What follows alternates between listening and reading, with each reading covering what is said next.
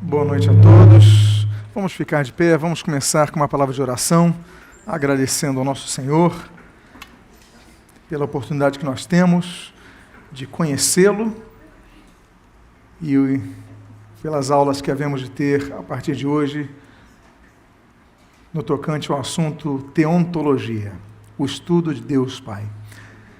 Deus amado Pai bendito, nós te louvamos, nós te agradecemos por esta oportunidade, pedimos, Deus, abençoa o decorrer destas aulas, que haja edificação e fortalecimento no meio do teu corpo.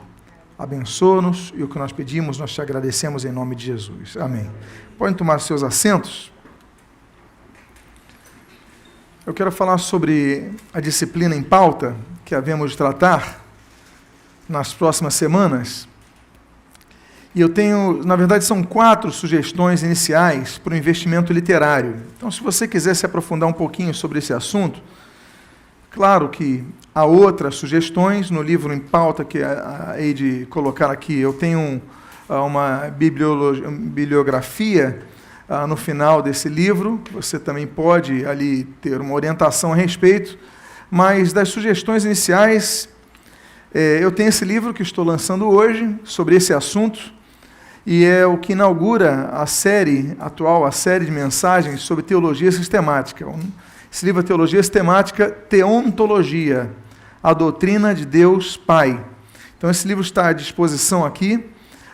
Os irmãos que quiserem podem pegar e depois acertam diretamente ali à frente. Então, nós temos esse livro que está sendo lançado hoje, e esse livro é a pauta de nossas aulas. Todos os slides têm os seus textos extraídos desse livro.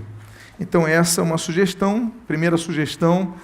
Há outras sugestões, também na área teológica, nós temos o livro Teologia Sistemática, uma perspectiva pentecostal, de Stanley Horton. A nossa linha é uma linha arminiana, então, a perspectiva pentecostal, com base na teologia soterológica arminiana. Depois vamos explicar alguns termos que possam ser novos para alguns. Stanley Horton, editora CPAD, é um outro livro que nós recomendamos. Também na área teológica, nós temos um outro livro, agora pela editora Vida, se chama Conhecendo as Doutrinas da Bíblia, de Meyer Pearman. É um escocês, é judeu, convertido ao cristianismo, nascido na Escócia, e é um livro que sumariza as doutrinas básicas do cristianismo arminiano, que é o que nós seguimos. E na área bíblica, então falamos de 3 sugestões na área teológica, e na área bíblica um pequeno dicionário que é chamado Manual Bíblico de Halley, de Henry Halley, também da editora Vida. Então, se você também quiser fazer esse investimento, são 4 livros que nós sugerimos. Se você não notou a tempo, não tem problema, ao final você vai lá na equipe de som, que eles colocam os slides para você e você anota essas sugestões, ok? Bom, falar de teologia, nós temos que falar sobre 4 seções da teologia. Existe a teologia sistemática, e ela está em amarelo, por quê? Porque as aulas que sobre as quais havemos trabalhar são todas baseadas numa área da teologia sistemática. Temos a teologia bíblica exegética, não vamos tratar nesses dias. Temos a teologia prática, alguns chamam de teologia ministerial, outros chamam de teologia pastoral, enfim, também não vamos trabalhar sobre isso. E temos a teologia histórica. Fica aqui, então, para orientação dos irmãos, esses 4 tipos de teologia. Então, nós vamos trabalhar na teologia sistemática. E a teologia sistemática, ela tem áreas de estudo. Então, quais são as áreas de estudo? Nós vamos trabalhar apenas em uma área de estudo. Ela tem os prolegômenos. Os prolegômenos da teologia, eles apontam uma grande introdução geral do assunto. Então, o que eu falei agora, por exemplo, as áreas da teologia, isso aí faz parte da disciplina prolegômenos. Depois nós temos a bibliologia, que é a doutrina das Escrituras Sagradas. Depois nós temos a teontologia, que é o tema do livro de hoje, e que nós vamos tratar nas próximas semanas, exatamente sobre teontologia, que é a doutrina de Deus Pai, ou também chamada de teologia própria. Nós temos o trinitarianismo, que é a doutrina da Trindade. Nós temos a angelologia, que é a doutrina dos anjos. Nós temos o criacionismo, que é a doutrina da criação. Nós temos a antropologia teológica, que é a doutrina do ser humano. Eu creio que em breve nós podemos ter também uma série de aulas sobre isso, como foi o homem criado, o espírito é criado quando o corpo é criado, ou o espírito é criado antes e entra no corpo, como é que é isso, como é que é a composição humana. Então isso é um outro assunto interessante. A martiologia, que é a doutrina do pecado. Então vamos falar da questão do pecado, da questão da necessidade do resgate humano, da separação e tudo mais. Cristologia, naturalmente a doutrina de Jesus Cristo, como o nome aponta. Soteriologia, doutrina da salvação. Então, por que os sacrifícios eram pedidos? Por que era exigido o derramamento de sangue? A gente vai entender na soteriologia, depois de entendermos sobre a martiologia. Pneumatologia, que é a doutrina do Espírito Santo, né? Pneuma. Eclesiologia, a doutrina da igreja. E escatologia, a doutrina das últimas coisas. Escatos, fim, final, ou últimas. Então, é a última área da teologia sistemática. Então, como nós vimos, nós vamos trabalhar nessas próximas semanas apenas sobre o tema, a área da teologia sistemática chamada teontologia, a doutrina de Deus Pai. Quero lembrar aos irmãos que em todas as poltronas há braços para escrever, há canetas disponíveis em todas as poltronas, papel disponível em todas as poltronas, e se você também tiver o seu livro, você anote no livro, que é sempre bom anotar ao lado para qualquer dúvida que possa surgir, você ir anotando. Quero lembrar também que essas aulas estão sendo gravadas, tanto em áudio como em vídeo. Em áudio estão disponíveis no aplicativo da igreja, no site da igreja e no SoundCloud. Estão sendo disponíveis logo depois. E os vídeos estão disponíveis no canal da igreja do YouTube, a Igreja de Nova Vida da Tijuca, o canal YouTube, e ali você tem também os vídeos disponibilizados, de imediato, naturalmente, ok? Então você pode baixá-los. Falar de Deus, Deus Pai, é falar sobre um ser que não conhecemos com exatidão. Por quê? Nós temos então que começar falando sobre a transcendência, a imanência e a cognoscibilidade de Deus. E aí nós podemos ter uma ideia do nosso objetivo em relação ao conhecimento de Deus Pai. De onde vem a palavra teontologia? A palavra teontologia é a junção de três palavras gregas. Theos, que é Deus, ontos, que é ente, que na verdade é o genitivo do verbo eimi, que é ser ou estar, e logos, que é palavra ou estudo. Ou seja, theos, ontos e logos, teontologia. Daí vem um termo que é o estudo sobre o ente de Deus, sobre o ser divino. Ok? Então, nesse estudo, nós vamos ver as razões pelas quais nós não apenas podemos conhecer Deus, vamos tentar abraçar isso nessas 8 aulas. Não sei se vou lograr sucesso na minha empreitada, mas vamos tentar ao máximo. Ainda que não consigamos nessas 8 aulas, depois eu completo isso a posteriori em novas datas, que vejamos a disponibilidade, a qual vejamos disponibilidade, e tudo que ele mostra através do que a Bíblia Sagrada registra. É natural que cada pessoa tenha uma ideia sobre Deus. Há sociedades, há religiões que colocam Deus como se fosse uma árvore. Há religiões que cultuam Deus nas formas de animais.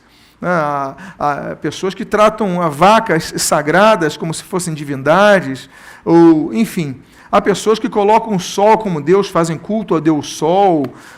Nós temos a mescla de seres ali no Antigo Egito, então muito sobre isso, corpo humano, cabeça de águia, e temos várias divindades. Então, há pessoas que eram seres divinizados, como os faraós. A diferença de um rei do Egito para um faraó do Egito é que o faraó era um rei divinizado, ele era visto como Deus. Então, as sociedades, elas têm uma abrangência quanto à interpretação de Deus muito larga, mas nós vamos nos ater ao que a Bíblia revela sobre Deus. E aí, volto a dizer, esse é um estudo bíblico. Nós nos pautamos no que diz a Bíblia como a palavra de Deus. Vamos então falar sobre a cognoscibilidade de Deus. Em primeiro lugar, a primeira coisa para a gente entender nessa série de estudos sobre a pessoa de Deus Pai é que é impossível, volto a dizer, é impossível conhecermos Deus exatamente como Ele é. Porque Deus é um ser infinito. Se Ele é infinito, não tem fim, a gente não pode fazer um estudo preciso sobre Deus. É impossível. É impossível nós sabermos tudo de um ser que não se pode mensurar. Vamos falar já sobre os atributos incomunicáveis de Deus. Pois bem, mas ainda que Deus seja imanente, mas não nos termos propostos pelo panteísmo. O panteísmo é uma interpretação sobre Deus, sobre a divindade, sobre a pessoa divina, ou as pessoas divinas, como se interpretam nos entes superiores espirituais, que se vê Deus em tudo. Pan, né, o grego, tudo, todos. Teísmo, Deus, Deus em tudo. Então Deus está na árvore, Deus está nos rios, Deus... Não. Deus é imanente. Deus está em tudo, mas não é configurado pelas coisas que fazem parte do tudo. Deus está presente nesse local, mas eu não posso dizer que Deus é aquela planta, ou Deus é aquela lâmpada, ou Deus é aquela pessoa. Deus está presente, mas Ele não pode ser mensurado às coisas do local onde Ele está presente. Então, ainda assim, Ele é transcendente. Vamos trabalhar mais sobre isso. Primeiro não, dando continuidade. Tudo que nós podemos saber sobre Deus Pai, podemos então somente saber de maneira parcial. Ou seja, tudo que nós consigamos conhecer de Deus Pai é um ínfimo do que Ele é. E tudo que nós sabemos por aquilo que aprove a Ele revelar-nos. Já vou falar sobre isso. Martinho Lutero, reformador alemão, ele desenvolveu, na sua Teologia da Cruz, 1518, duas formas de compreendermos quem é Deus. E aí são dois termos latinos que ele usa. O primeiro deles é Deus absconditus. Ok? Você que está anotando, essa é uma das formas de nós compreendermos Deus. É Deus absconditus, Deus escondido, Deus oculto. No Deus oculto se encontra, então, nós temos uma parte do ser divino que é oculta a nós. No ser oculto se encontra o infinito e insondável poder e majestade de Deus, assim também na plenitude da sua vontade. No decorrer desses estudos, nós vamos falar sobre os 3 tipos de vontade de Deus. Nós vamos perguntar por que Deus não intervém, por exemplo, para evitar uma catástrofe. Por que Deus não intervém para evitar um tsunami, um terremoto, um vulcão, um acidente? Qual é a vontade de Deus? É que as pessoas sofram? Então nós vamos, compreendendo os 3 termos que se aplicam à vontade de Deus, entender isso.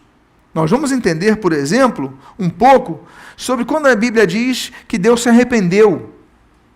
Porque a Bíblia diz que Deus não é homem para que minta, nem filho do homem para que se arrependa. Mas a Bíblia fala por 7 vezes que Deus se arrependeu. Será que é contradição?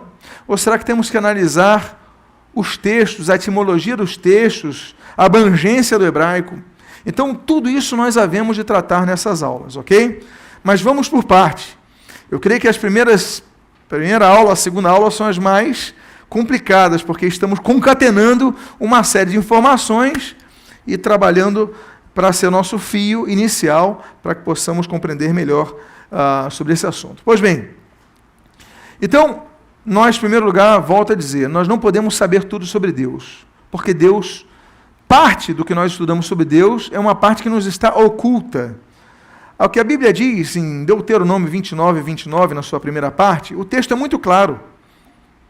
O texto diz o seguinte: as coisas encobertas pertencem ao Senhor, nosso Deus. Porém, as reveladas nos pertencem. O que o texto está dizendo? Lutero vai trabalhar, inclusive, sobre esse texto. O que o texto está dizendo? As coisas encobertas pertencem somente a Deus, porque há coisas que não são encobertas. O que nos pertencem são apenas as que nos foram reveladas. Então, há dois tipos de facetas divinas. Uma que nós temos acesso e outra que nós nunca teremos acesso, ou sempre que tentemos ter, nós tenhamos apenas de maneira limitada. A história mostra a figura dos pais da igreja. Os pais da igreja são os primeiros líderes depois dos apóstolos, depois que morrem os apóstolos, os primeiros discípulos que seguiram Jesus, surgem as lideranças, mormente preparados pelos apóstolos. Tertuliano, ele começa então a escrever, vai ser um dos pais da igreja, aliás, um dos que primeiro vai sistematizar a doutrina da Trindade, ele que vai sistematizar isso de maneira clara, ele que vai usar o termo Trindade pela primeira vez. Tertuliano escreve o seguinte sobre esse assunto. Eu vou ler aqui porque o texto está pequeno. Ele diz o seguinte: os olhos não podem vê-lo, embora seja espiritualmente visível. Ele é incompreensível, embora tenha se manifestado pela graça. Está além do nosso mais elevado entendimento, embora nossas faculdades humanas o concebam. Ele é, portanto, igualmente real e magnífico. Mas o que pelo senso comum pode ser visto, percebido e concebido é inferior ao que ele é, ao que dele se percebe e ao que dele as faculdades vislumbram. Mas o que é infinito é conhecido somente por ele mesmo. Assim damos alguma noção de Deus, enquanto, contudo, ele permanece além de todas as nossas concepções. Nossa real incapacidade de completamente compreendê-lo permite-nos ter a ideia do que ele realmente seja. Ele se apresentou ao nosso conhecimento em sua transcendental grandeza, sendo conhecido e sendo desconhecido. Então, quem é o nosso Deus? Nosso Deus, o único Deus, é um ser que é em parte conhecido e em parte desconhecido. A teologia protestante, ela trabalha nessa linha. E tanto João Calvino como Louis Berkhof, no caso eu estou citando duas referências do calvinismo, eles tramitam nesse sentido. Berkhof dizia o seguinte: a teologia reformada mantém que Deus pode ser conhecido, mas que é impossível ter um conhecimento dele que é exaustivo e perfeito em todo sentido. Então, a teologia protestante, ela é clara. Não há como conhecer a Deus como ele exatamente é.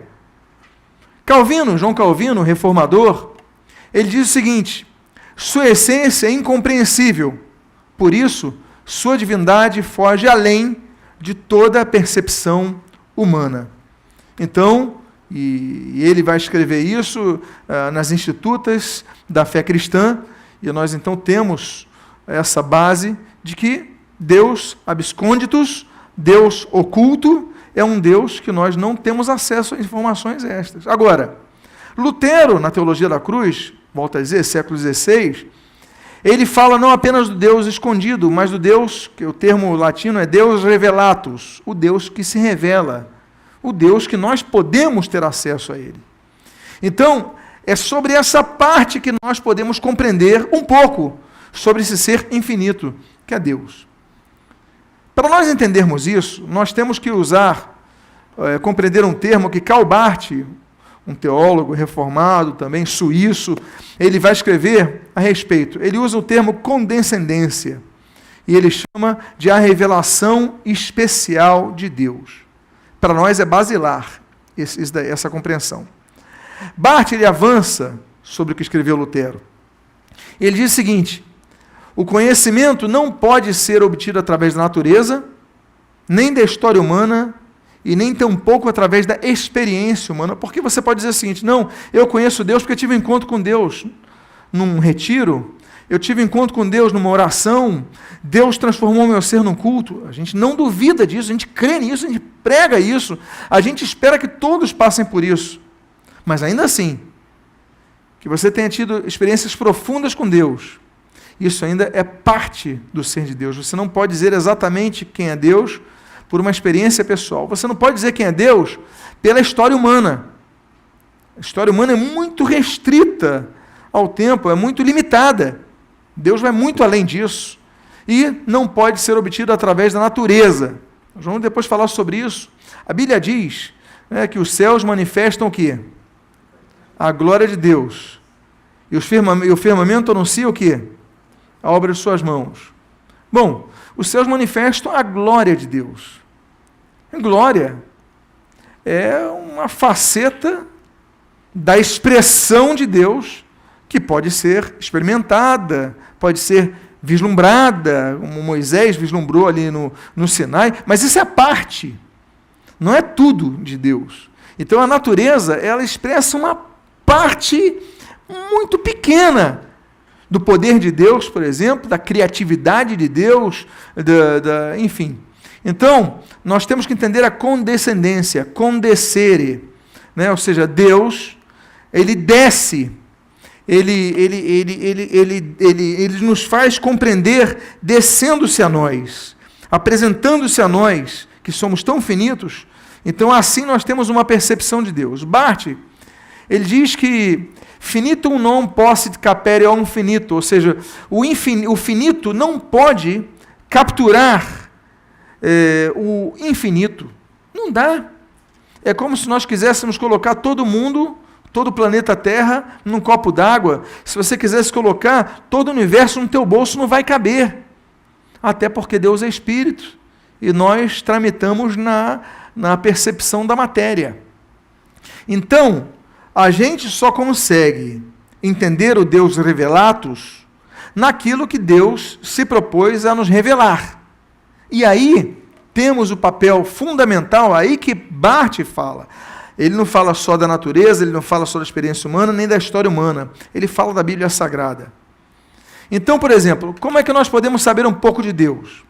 Se a Bíblia diz assim, Deus falando, eu sou santo, logo, nós podemos entender que um dos atributos de Deus é que Deus é o quê? Santo.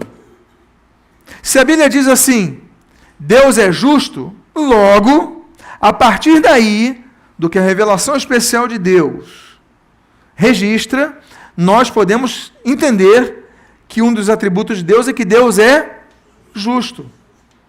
Então, tudo que nós todos os atributos que qualificam a pessoa divina de Deus o Pai, eles só não são conhecidos pelo que aprove a Deus condescender, descer até nós e nos revelar através dos escritores sagrados. Olha, escreve aí, eu sou santo.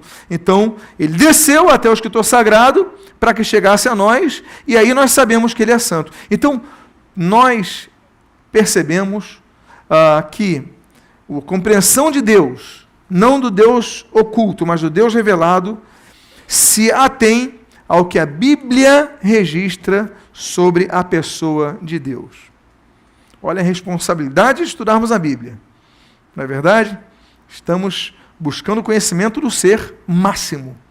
Pois bem, mas nós também podemos conhecer um pouco do atributo de Deus, não apenas naquilo que ele se apresenta, volto a dizer, eu sou santo, mas também naquilo que ele odeia. Então, por exemplo, se em Isaías ele fala assim, eu odeio a iniquidade que rouba. Logo, nós sabemos que Deus odeia a iniquidade, odeia o roubo, odeia as pessoas que são iníquas, não é verdade? Então, esse é um atributo. Nós sabemos, pelo negativo, quem é a pessoa no positivo. Se ele odeia o roubo, logo, ele ama a justiça. Se ele odeia a impureza, logo, ele ama a pureza. Então, ele requer pureza. Então, Deus é um ser que essencialmente é puro. Então, nós também conseguimos compreender Deus também pelo que ele revela antagonizar-se. Outro qualificativo de Deus é pelos nomes de Deus. Eu estou trabalhando atualmente no livro chamado Os Nomes de Deus, que vai depois ingressar nessa série de teontologia. Por quê? Porque muito do que nós sabemos sobre Deus é o que os nomes dele indicam. Por exemplo, Jeová Rafá, né? Yahvé Rafá, enfim. Depois vamos trabalhar se é Jeová, se é Javé, se é Jeová, se é Yahvé, se é Adonai, qual é o nome de Deus? Depois a gente vai trabalhar sobre os nomes de Deus. Mas enfim, na versão em português está assim, Jeová Rafá. Rafá é cura. Jeová Rafá, o Deus que cura. É um nome que é apresentado na Bíblia. Então, se apresenta como Jeová Rafá, pelo nome dele, nós também, a terceira forma de nós conhecermos quem é Deus, ou parte do que é Deus, de quem é Deus, é através dos nomes, que são os indicativos. Os irmãos estão compreendendo isso? Então, se Deus fala assim, Jeová Tsekenu, Jeová Shalom, então a gente entende, então eu entendo que Deus é justiça, Deus é paz, Deus é isso, Deus é aquilo. Então nós também compreendemos, pelo que ele revela diretamente, pelo que ele antagoniza e pelo qual ele é intitulado e o denomina nas Escrituras Sagradas. Volto a dizer, tudo isso pela revelação especial de Deus. Dependemos da Bíblia para isso. Pois bem, então já falei sobre isso, né? O termo é chamado de condescendência, que vem do latim concedendo, né? Descer a um nível de alguém, pois Deus se inclinou à humanidade para fazer conhecer a sua vontade revelada e assim revelar-se a cada um de nós. Pois bem, vamos falar da substância de Deus. Como é Deus? Como é a substância divina? O Senhor Jesus, ele registra o seguinte em João capítulo 4, versículo 24. Deus é Espírito e importa que seus adoradores o adorem em Espírito e verdade. Ele fala, Deus é Espírito. Então, nós entendemos que Deus, essencialmente, não é matéria. Não é um ser corpóreo. Por não ser um ser corpóreo, ele não está limitado ao que o corpo nos limita. Nós temos um corpo que nos limita. Nós não conseguimos voar, porque nosso corpo não nos permite, não temos asas para isso, o nosso peso não permite, o peso dos nossos ossos. Há animais que voam, as aves. Deus colocou numa outra configuração daqueles seres. Cada ser vai tendo as suas características próprias. Mas, ainda assim, as aves têm outros limites. Elas não podem ficar debaixo da água por horas. Por quê? Porque o sistema de respiração delas não permite. Agora, os peixes não podem voar. Então, os limites de cada ser são impostos pela configuração de suas substâncias. Deus, ao contrário de suas criaturas, é um ser cuja substância essencial é o espírito. Nós também somos espíritos. Nós temos uma alma, nós habitamos no corpo. Somos uma tricotomia.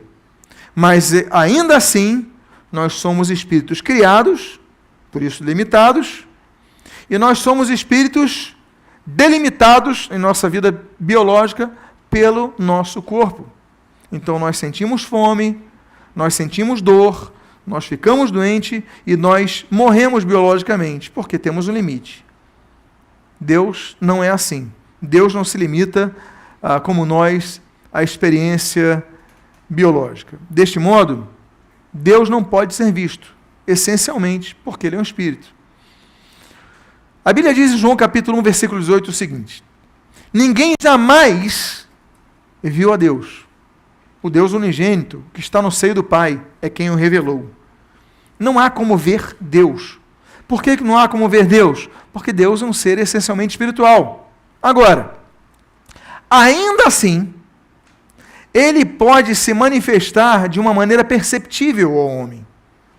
Ainda que Ele não possa ser visto como Ele é, a imensidão dele, vamos falar sobre isso, talvez ainda hoje, mas enfim, mas ele pode se manifestar de uma maneira perceptível. O caso de Êxodo 24, de 9 a 10, nós lemos o seguinte: e subiram Moisés e Arão e Nadab e Abiú e 70 dos anciãos de Israel, e viram o Deus de Israel, sob cujos pés, já vamos falar sobre isso, havia uma como pavimentação de pedra de safira, que se parecia com o céu na sua claridade.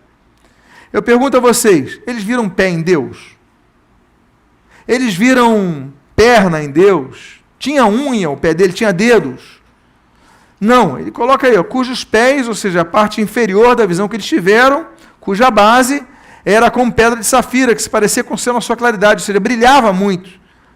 São expressões, depois nós vamos falar assim, sobre expressões antropomórficas. Antropos, humana, morphos, forma antropomórfica, em forma humana, para que nós compreendamos. Há expressões que nós utilizamos até no dia a dia, muitas vezes, como uma síntese da ideia do que nós percebemos, mas não temos como definir. Então, os autores vão definindo à medida da sua compreensão. Quando nós falarmos de escatologia, aí João vai ver águias no céu, fogo caindo. Ele não sabia o que era avião na época.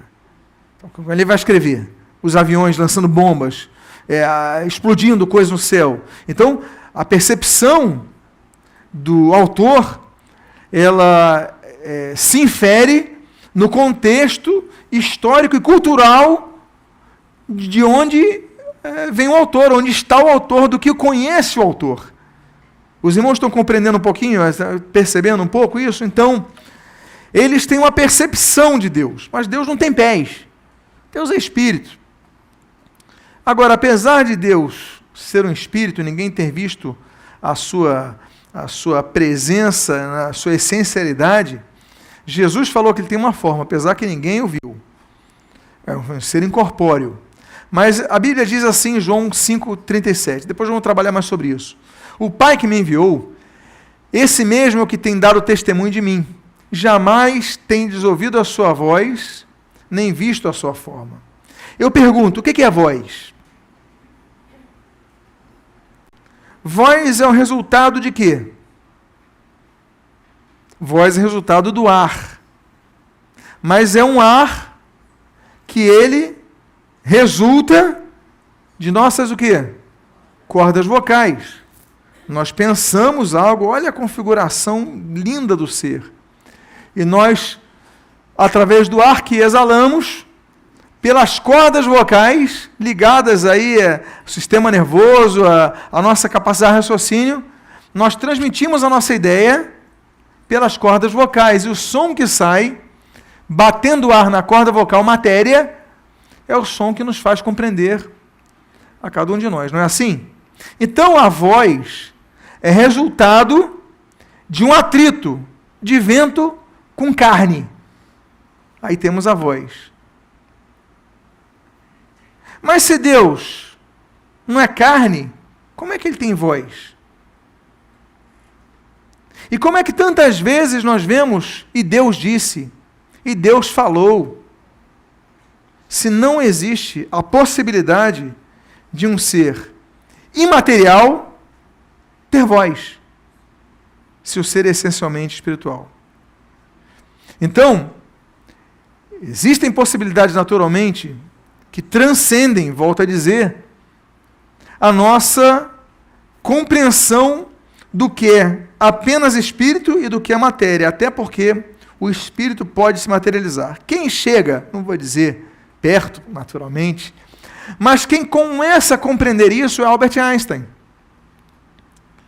Porque o Einstein, ele vai entender e vai teorizar que a matéria é resultado da energia. Então ele vai entender, e depois nós vamos ter a teoria do Big Bang, por exemplo, de como todo o universo surgiu através de uma pequena explosão, de uma bola minúscula, de um Deus disse, haja luz, pum! Há uma explosão que vai crescendo, a poeira cósmica vai indo, a gravidade começa a trabalhar, por isso as poeiras vão se juntando, e pela gravidade vão ficando redondas, vai se criando ali os planetas, vão se criando, tem muito gás, vão criando ali as estrelas, o universo vai se expandindo, e Einstein, então, ele fala que o universo ainda está em expansão.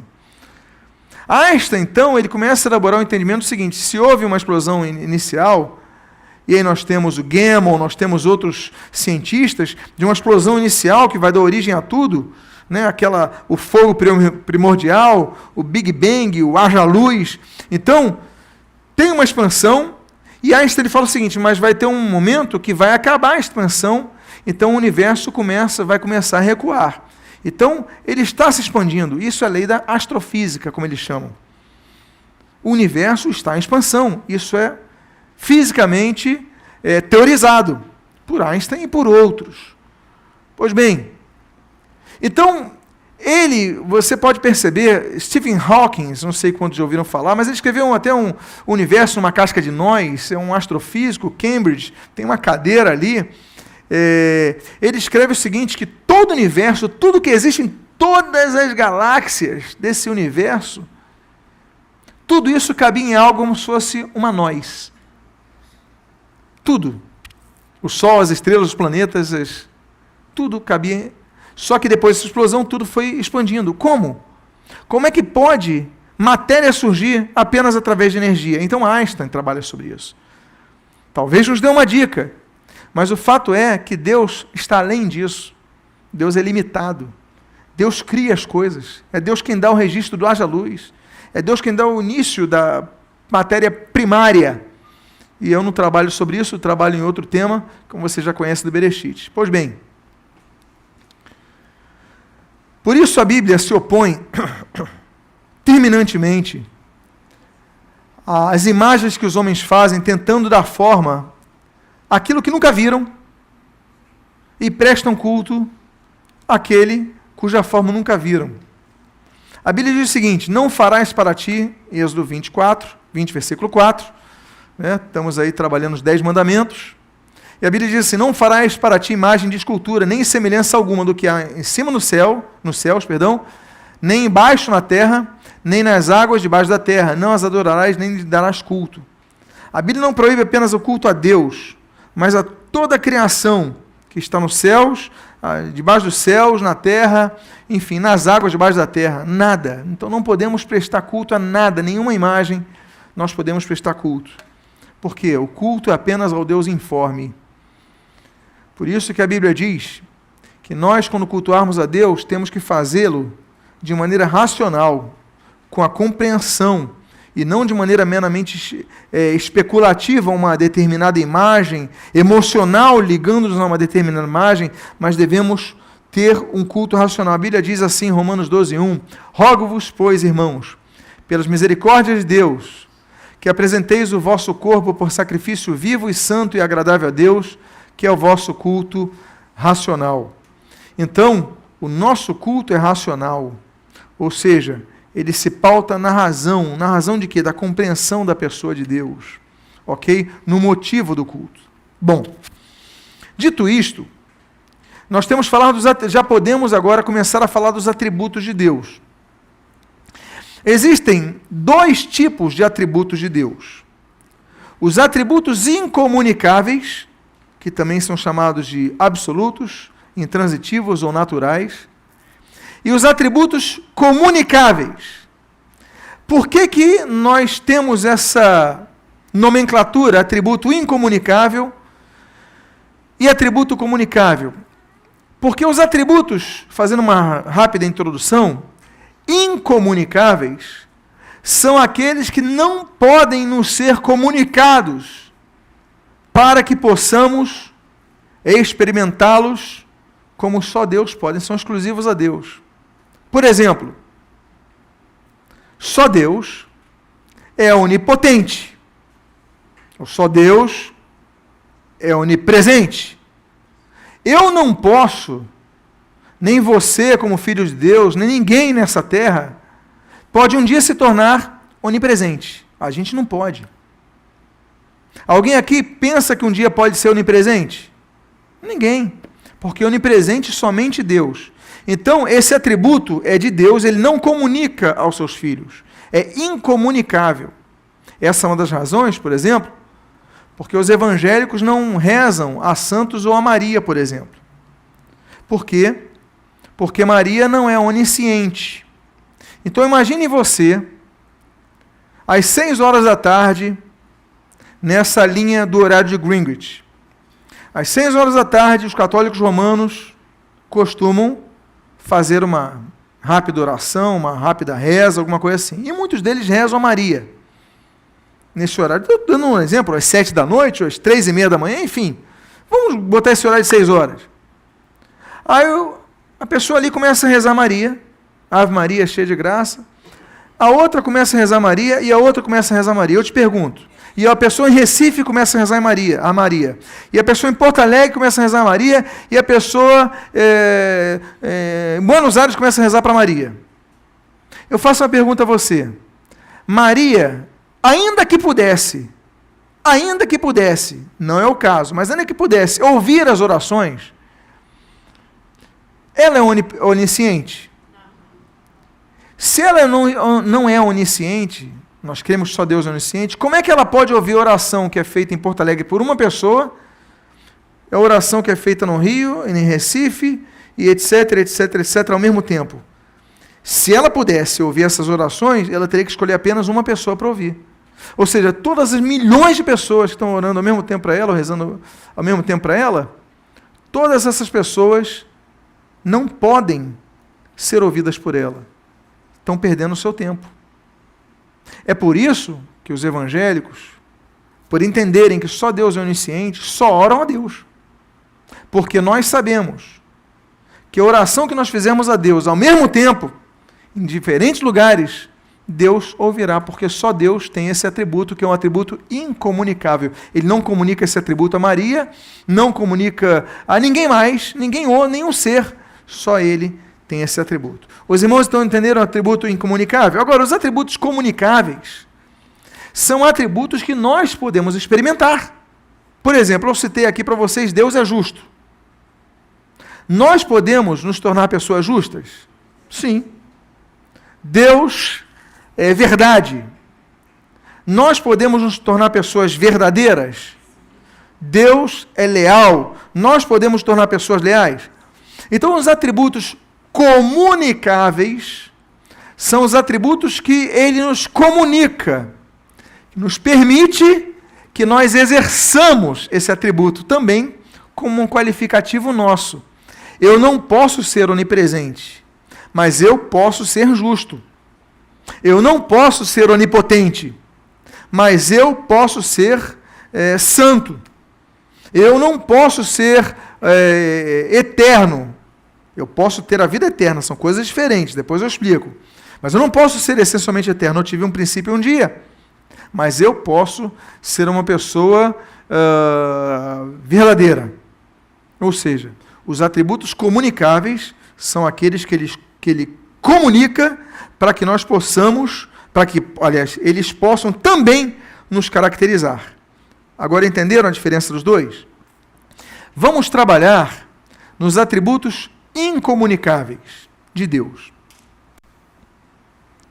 Nós podemos, então, volto a dizer, conhecer os atributos de Deus, os incomunicáveis e os comunicáveis, de modo direto, pelas menções, Deus é isso, Deus é aquilo, pelas suas ações, quando Deus age em prol de algo, Ele demonstra determinado poder ou qualidade, ou de maneira indireta, o nome dEle, por exemplo, a oposição que Ele faz a determinada atitude, etc. e tal. Já falamos sobre isso. Primeiro atributo incomunicável é a incompreensibilidade. Deus não pode ser compreendido, eu posso. Eu posso ser compreendido pela minha esposa, pelos meus filhos, que as pessoas que convivem comigo podem me compreender um pouco, apesar que conhecer-me na essência é só Deus. Assim como cada um de nós, não é verdade? Agora, ainda assim nós podemos conhecer um pouco, mas Deus pode conhecer tudo de mim. Agora, eu não consigo conhecer tudo de Deus. Então, só Deus, pela magnitude que Ele tem, nós não temos condições de compreendê-lo. Isaías capítulo 40, versículo 28, diz assim: não sabes, não ouviste que o eterno Deus, o Senhor, o Criador dos fins da terra, não se cansa nem se fatiga? Não se pode esquadrinhar, e aí o termo é requer, ou seja, alcançar o seu entendimento. O termo requer pode significar no hebraico descobrir. A gente não consegue descobrir o entendimento dele, porque vai muito além. O salmista falou que ele pede a Deus, me sonda, me conhece, vai no mais profundo do meu coração. Deus conhece tudo. O salmista fala, antes que a palavra chegue à minha boca, tu já sabes o desejo do meu coração. Deus consegue. Se às vezes nós que convivemos com pessoas, a gente consegue conhecer a pessoa sem ela falar, você não conhece a pessoa que você convive, às vezes, sem a pessoa precisar falar? Sim ou não? Às vezes não preciso olhar para minha esposa ou para meus filhos para saber mais ou menos um pouco deles. Imagina Deus. Agora, o contrário, a Bíblia é clara. Deus não pode ter o seu entendimento descoberto, compreendido, alcançado. Por quê? Porque ele é sumamente grande, imenso. Ao falar, já usei aqui o termo, já falei sobre isso, ok, do Reker. Ok, o conhecimento de Deus dado a sua transcendência, e por causa disso, com incompreensibilidade, com exceção daquilo que nos revelou as Escrituras Sagradas. Pois bem, vamos ao segundo atributo incomunicável: eternidade e aceidade. Primeiro, eternidade. Deus é. A Bíblia diz no Salmo 90, versículo 2, o seguinte: antes que os montes nascessem e se formassem a terra e o mundo, de eternidade a eternidade, tu és Deus. Ora, não existe de eternidade a eternidade. Eternidade é só uma. Eternidade é o que não tem início nem tem fim. Mas o que o salmista está querendo dizer? Desde os tempos anteriores à criação do tempo, então me perdoe aqui a incoerência da expressão, mas desde desde o período, não dá, porque nós estamos aqui dentro de uma dinâmica tridimensional, mas desde antes de se criar o tempo, até depois que o tempo for extinguido, e aí nós entraremos na eternidade, Deus, diz ali, é Deus. Ele diz assim, tu és. Ele está falando da eternidade passada, está falando da eternidade futura, mas ele coloca o verbo no presente. Tu és Deus, desde todo o tempo. Por quê? Porque Deus não se limita às limitações do tempo. Para Deus não existe passado, presente ou futuro, porque Ele criou o tempo. E um dos erros mais comuns que nós, que somos pessoas limitadas a essa tridimensão que nós vivemos, é pensarmos que eternidade é um tempo futuro. Ou pensarmos que eternidade é um tempo muito longo. Poxa, eu vou ficar muito tempo lá no céu. Será que não vão enjoar? Será que... Por quê? Porque nós estamos tentando pensar, tendo como parâmetro o tempo. Mas Deus não se limita ao tempo. Nós não podemos pensar que a eternidade é um longo período de tempo, porque não é. Eternidade não é longo período de tempo, porque não é. Nosso tempo é esse que nós vivemos na Terra. A começar pelo fato que o nosso tempo na Terra é diferente. A nossa experiência em vida é diferente da experiência que nós teríamos se nós vivêssemos em Marte. Você sabia disso? Ou que nós teríamos se vivêssemos em Júpiter. Dependendo do planeta que você viva, você vai ter mais dias do ano ou menos dias do ano. Você vai viver mais anos ou vai viver menos anos. E olha, estou falando só no nosso sistema solar. Estou falando só nesses planetinhas que aqui. Imagina um ser eterno que vai além disso. Então, nossa configuração é só de quem olha do ponto de vista da Terra, onde nós estamos, planeta Terra. Se nós estivéssemos em Marte, a gente teria uma concepção maior do que é eternidade. Teria um outro conceito. Então nós não podemos pensar que Deus é eterno, porque vamos pensar no longo tempo, não é nada disso. Pois bem, é interessante notar, por exemplo, o que, a título de exemplo aqui, Apocalipse 4:8 menciona, diz assim: e os 4 seres viventes, tendo cada um deles, respectivamente, 6 asas, estão cheios de olhos, ao redor e por dentro, não tem descanso, nem de dia, nem de noite, proclamando: Santo, Santo, Santo é o Senhor Deus, o Todo-Poderoso, aquele que era, aquele que é e aquele que há de vir. Esses 4 seres viventes, eles não estão habitando na nossa dimensão do planeta Terra, do tempo presente. Eles já estão vivendo hoje na dimensão da eternidade. Eles já estão vivendo numa outra esfera, e aqui está falando de um anúncio de algo que vai ser revelado do que vai acontecer no futuro. Mas eles proclamam aquele que era, aquele que é e aquele que há de vir. Por quê? Porque Deus não se limita ao tempo. E o testemunho dos 4 seres viventes é muito claro.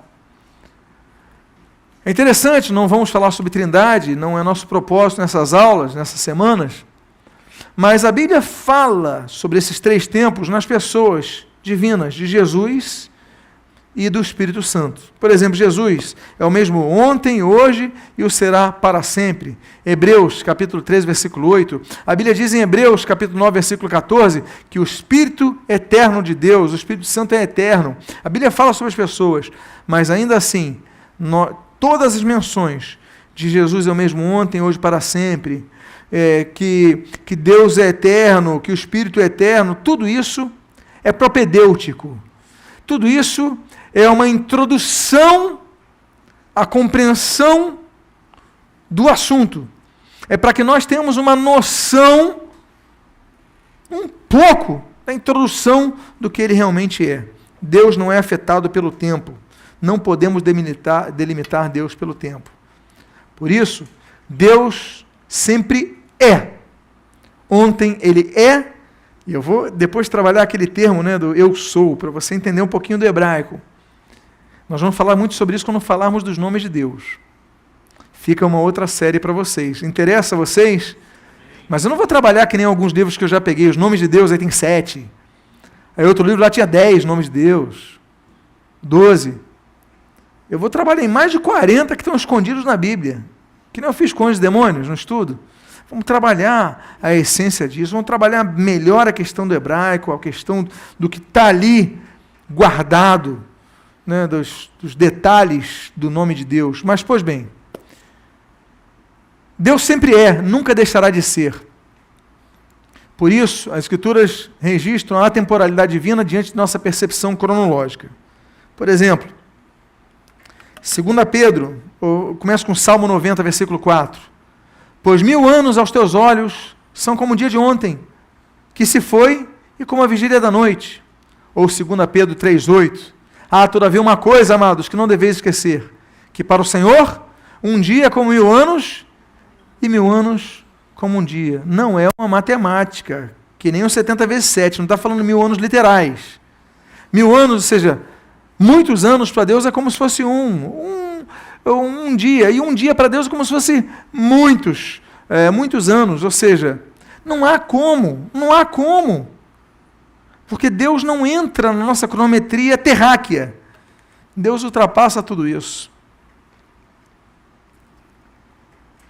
Por exemplo, aí você fala assim, mas pastor, naquele texto que eu sei de cor, desde criancinha na escola dominical eu aprendi, porque Deus amou o mundo de tal maneira que deu o seu Filho unigênito para que todo aquele que nele crê não pereça, mas tenha o quê? Vida eterna. Poxa, mas a Bíblia promete vida eterna. Então eu sou eterno. Não. Eterno só Deus. Ter a vida eterna é outra coisa. Por quê? Vamos imaginar o seguinte. Por que só Deus é eterno? Porque não nos tornaremos eternos. Teremos vida eterna, mas não nos tornaremos eternos. Porque só é eterno quem não tem princípio e não tem fim. Um dia Deus me criou. Um dia Deus te criou. E ainda que você não tenha fim, viva para sempre, você teve um início. Se você teve um início, logo você não pode ser eterno. Mas Deus, pela sua graça, nos pega e nos insere na vida dele, que é a vida eterna. E aí nós passamos a habitar na dimensão da eternidade. Ou seja, não teremos fim. Compreenderemos a eternidade, um pouco da eternidade, porque estaremos absortos na mesma, viveremos a experiência da mesma, teremos uma vida eterna. Então compreenderemos a coisa que não é limitada ao tempo. E aí nós entramos numa outra esfera de vida, ok? Pois bem, é interessante então, muito obrigado, é interessante notarmos o nome pelo qual Deus se apresenta a Moisés no Horebe, que nós podemos perceber a afirmação da atemporalidade de sua existência que não é causada, usando aqui uma terminologia de Tomás de Aquino. Olha só aquele texto que todos nós conhecemos. Você conhece o texto de Êxodo 3, não conhece? A Bíblia diz assim, registro do autor sagrado: Disse Moisés a Deus: Eis que quando eu vier aos filhos de Israel e lhes disser: O Deus de vossos pais me enviou a vós outros, e eles me perguntarem: Qual é o seu nome? Que lhes direi? Disse Deus a Moisés. Aí todo mundo conhece a frase. Qual é a frase? Eu sou o que sou. Eier, Asher, Eier. Disse mais: Dirás ao filho de Israel: Eu sou, Eier, me enviou a vós outros. Qual é o problema da nossa tradução desse termo hebraico? O problema é o seguinte: o termo Eier, que também significa existir, ele aqui está na primeira pessoa do presente do indicativo. Sou. Mas ele também, no hebraico, pode significar o futuro do presente do indicativo, serei. Então, é interessante que ele se apresenta a Moisés dizendo que é eterno. Porque a tradução que nós temos é eu sou o que sou. Mas o hebraico permite que nós escrevamos assim, ou traduzamos assim. Eu sou o que serei, eu serei o que sou, ou eu serei o que serei. As comissões de tradução costumam usar, então, um presente. Eu sou. Mas ele pode apontar para o futuro. Eu serei. Por quê? Porque Deus usa oportunamente para Moisés dizendo o seguinte: olha, eu sou aquele que sempre vai ser. Eu não vou deixar de ser. E eu sempre fui. Ou seja, esse é o nome que você vai apresentar. Nós falamos de eternidade. E hoje eu vou caminhando aqui para a aceidade. O que é a aceidade? É um atributo incomunicável de Deus. Por quê? É a autoexistência. Deus não existiu, não passou por causa de ninguém ou de nenhuma circunstância. Então a característica do ser eterno, a aceidade, não ter dependido de ninguém para existir. Nenhuma circunstância temporal ou atemporal. Não precisou de nada. E aí, somente Deus tem esse atributo da aceidade. Porque ele auto-existiu. A Bíblia diz, em Atos capítulo 17, versículos 24 e 25, o seguinte: O Deus que fez o mundo e tudo o que nele existe, sendo ele Senhor do céu e da terra, não habita em santuários feitos por mãos humanas, nem é servido de mãos humanas, como se de alguma coisa precisasse. Pois, atenção que eu vou ler, ele mesmo é quem a todos dá vida, respiração e tudo mais. É o que diz o texto bíblico. Ou seja, ele é a causa da vida às criaturas. E não a consequência de alguma outra causa.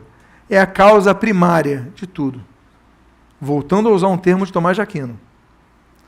Cito aqui Tomás de Aquino. Tomás de Aquino coloca o termo, compreendeu Deus como ipsum esse subsistens, porque ele unifica a essência do ser, ens, no ato de existir esse em si próprio, ipsum, Portanto, Deus é a causa primeira, não causada. Nada causou Deus, nada gerou a possibilidade de existir Deus. Deus é a causa prima. Começa tudo em Deus. E um ser que é eterno. Então não existe nada aquém de Deus. Não existe nada. E eu hoje vou concluir com o atributo incomunicável da imensidão. É outro atributo importante, porque sendo um ser transcendente, ele não está sujeito à nossa percepção tridimensional. Qual é a percepção que nós temos da tridimensionalidade? Me ajude.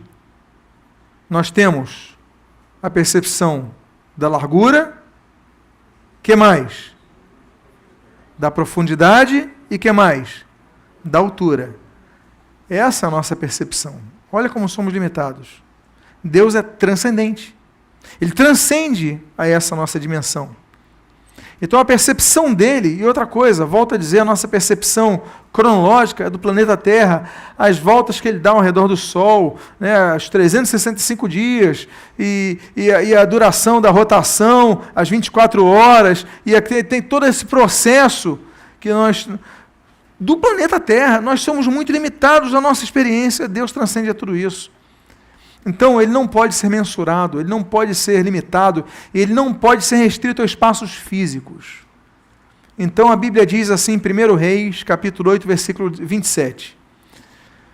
Mas, de fato, habitaria Deus na terra? Eis que os céus e até o céu dos céus não te podem conter, quanto menos esta casa que eu te edifiquei. Olha, ele foi muito específico, porque ele coloca o universo, o céu dos céus. Ele falou, olha, eis que habitaria na terra. Aí ele fala assim, o céu dos céus não podem te conter, quanto menos essa casa, quanto menos um templo. Então, não se pode confinar Deus num templo, pastor, mas e a questão da manifestação de Deus no templo de Jerusalém, a fumaça, os sacerdotes caíram e tal, e as manifestações, claro, ele se manifesta em locais, mas ele não é circunscrito a locais. Não é pelo fato de Deus ter se manifestado no topo do Sinai a Moisés, ou ter se manifestado no deserto com coluna de fogo, coluna de nuvem, que ele não estava em outros locais do planeta, ou em outros locais do universo. Ele manifestou parte ali. Tem cultos maravilhosos, você sente a presença de Deus aqui, mas ao mesmo tempo, em outros cultos, está havendo a presença de Deus manifesta ali, experiências pessoais, pessoas sendo batizadas, e experiências, por quê? Porque Deus é onipresente. Ele não pode ser limitado à nossa dimensão, à nossa percepção. Então, volto a dizer, a Bíblia então começa a traduzir algumas manifestações de Deus, como a glória de Deus se manifestou em tal lugar, a presença de Deus, mas ele é declarado como grandioso, Elion, né, ele é declarado como altíssimo, então, porque são superlativos. Paulo tenta explicar um pouco disso, quando ele escreve aos Efésios, capítulo 3, versículo 19, o seguinte, aqui tem uma separação, me desculpem, a fim de poderdes compreender com todos os santos qual é a largura, e o comprimento, e a altura, e a profundidade, conhecer o amor de Cristo, que excede todo entendimento, para que sejais tomados de toda a plenitude de Deus. O amor de Cristo é incompreendido, é incompreensível, ele é compreendido, em parte, né? Mas ele é incompreensível, isso é muito grande o amor de Deus em Cristo. Agora, como é que nós vamos conhecer a plenitude de Deus? Não dá. Como é que podemos compreender a largura? Então, Paulo tenta colocar esse exemplo porque é algo inalcançável. Pois bem, e dentro desse atributo nós temos a incorporeidade. Por quê? Sendo Deus transcendentemente espiritual, ele não está sujeito a limitações de um corpo, a existência biológica. Por isso ele não pode ser visto. Volto a tocar nesse assunto. João 1, já falamos sobre isso, João 1, versículo 18, ninguém jamais viu a Deus, o Deus unigênito que está no seio dos Pai, quem o revelou. Então, já falamos sobre isso. Agora, nós temos as declarações que são registros das Escrituras Sagradas, que são pautadas em aspectos, como eu já falei aqui, antropomórficos, em formas compreendidas pelo homem, formas humanas, por exemplo. A Bíblia fala, nesse caso, cujos pés ali em Êxodo 24, de 9 a 10. A Bíblia fala de vários outros membros de um corpo humano em Deus. Olha só, a Bíblia fala do braço de Deus, das mãos de Deus, do dedo de Deus, do rosto de Deus, da face de Deus, do nariz de Deus, dos ouvidos de Deus, da boca de Deus, dos lábios de Deus, dos dentes de Deus, da língua de Deus, dos olhos de Deus, dos cabelos de Deus, do pescoço de Deus, dos pés, como nós vimos aqui, de Deus, das costas de Deus e até mesmo das asas e até uma parte do nosso vestiário, das sandálias. E tudo isso está na nossa Bíblia. Por que os escritores sagrados registraram isso? Volto a dizer, é a forma como eles interpretaram o que viram, o que perceberam, ou que o Espírito lhes aprove revelar para que escrevesse, a fim de que nós tivéssemos uma ideia melhor em nossa mente, que é finita, de um ser que é infinito. Então, nós ouvimos de um rabino nessa viagem para Israel, o Yehuda Orman. Ele contou uma história muito interessante que eu guardei. Ele é um rabino cristão, convertido ao Evangelho. Ele falou sobre a história de 2 formiguinhas. Tinha 2 formiguinhas, uma mais velha e uma mais nova, andando. Estão ali andando no meio do campo, o sol está bonito, o céu está claro, está tudo bonito, tudo tranquilo, estão batendo um papo. Daqui a pouco a terra começa a tremer. A terra começa a tremer e, de repente, fica tudo escuro sobre eles. E eles vão para um lado, para o outro, são lançados um distante do outro, e um barulho, e tudo estremecendo, e um som muito alto, e tudo escuro, e daqui a pouco passa. Aí a formiguinha mais nova pergunta para a formiguinha mais velha: o que foi isso que aconteceu? E a formiguinha mais velha fala: foi um homem. O homem que passou. Esse daí é o homem. Ele não explicou para a formiguinha mais velha, não, mais nova, sobre o sistema digestivo do homem, não explicou sobre o sistema circulatório do homem, não explicou sobre os neurônios do homem, ele só explicou a percepção que ele teve. É aquele que treme a terra, é aquele que faz muito barulho, e é aquele que faz uma escuridão, a coisa escurece de repente, e eventualmente destrói as coisas. A percepção do homem para a formiguinha pequena era qual? Era que o homem era isso, mas o homem é mais do que isso, não é verdade? O homem tem sistema circulatório, o homem tem... Então, uma série de coisas que não podem ser compreendidas pelas 2 formiguinhas, assim somos nós, em relação a Deus. O que nós sabemos são as experiências relatadas, são o que ele revela, são o que a Bíblia descreve aqui, mas nós somos formiguinhas, diante de um ser que não é compreendido como as formiguinhas não podem compreender o ser humano. Então, eles podem perceber, poxa, mas ele anda assim, nós andamos... Não, então, ele é um ser que, eu não sei como as formigas traduziriam as suas patinhas, mas se eles falassem no português e fosse patinhas, ele falaria o seguinte, se a formiguinha mais velha mais nova escrevesse: o homem é um ser com 2 patas. Em cada pata, aí dedos. Em cada dedos, pedaços de unha. E aí seria a descrição máxima que ele teria daquilo que pudesse ver se tivesse descalço essa pessoa. Então, todos os elementos, nariz de Deus, ouvido de Deus, boca de Deus, lábio de Deus, pescoço de Deus, asas de Deus, tudo isso é antropomorfismo. É uma interpretação do que os autores conseguiram trazer-nos. Por isso, a Bíblia diz, olha, não me poderás ver a face, porquanto homem nenhum verá minha face e viverá. Deus é um ser incorpóreo, mas tem uma apresentação, não sabemos qual, não sabemos como, sabemos da manifestação da glória do poder. Moisés teve que colocar um pano na frente, mas ali é a expressão da glória de Deus. Homens caíram no templo de Jerusalém, mas ali é a expressão da glória de Deus. Pessoas que têm... Agora, como? Não temos como. Então, Calvino, por isso que Calvino vai trabalhar em escrituras sagradas, ele vai trabalhar as institutas, ele vai falar tanto contra o sistema idolátrico do catolicismo romano. E ele vai trazer um argumento bíblico, muitos argumentos bíblicos, na verdade, quanto à distinção que os romanistas fazem de idolia para latria. Porque o catolicismo romano, depois de muito atacado pelos protestantes sobre a idolatria, eles falam, não, a gente adora só a Deus. A Maria a gente venera, dulia. Aos santos a gente dulia, a gente venera, a gente não idolatra, não latria, não adora.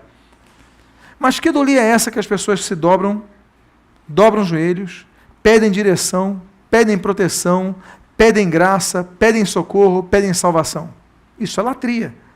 É só um que nós chamamos de sofisma que o romanismo criou. Eu vou ler o texto de Calvino, a letra está pequena aí, mas eu vou ler aqui. Para conter-nos dentro dos limites da sobriedade, Deus fala de sua essência parcimoniosamente. Ora, por certo, que sua infinitude nos deve aterrar para que não tentemos medir com nossos sentidos. Sua natureza espiritual, por outro lado, veda que se imagine a seu respeito todo e qualquer aspecto terreno ou carnal. Pela mesma razão, é que mais frequentemente prescreve seu domicílio no céu. E, contudo, visto que ele transcende a todo limite, de sua própria obtusidade, nossa mente se curva ao chão. Os antropomorfistas são também facilmente refutados, os quais imaginaram um Deus dotado de corpo, visto que frequentemente a Escritura lhe atribui boca, ouvidos, olhos, mãos e pés. Formas de expressão, como essas, não exprimem, de maneira clara e precisa, tanto o que Deus é, quanto lhe acomoda o conhecimento à pobreza da nossa compreensão. Para que assim suceda, é necessário que ele desça muito abaixo de sua excelsitude. Então, por isso que a Bíblia é tão clara a respeito da proibição das criaturas.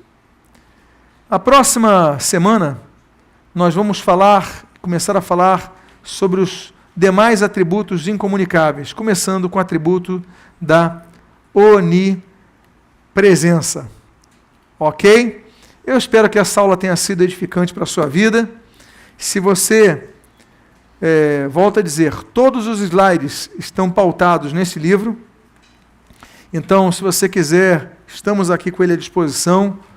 O nosso diácono está ali para facilitar a máquina aqui para você, se você assim desejar. Enfim, e que Deus te abençoe rica e abundantemente. Amém? Próxima semana, no mesmo horário, nesse local. Vamos ficar de pé, vamos fazer uma oração.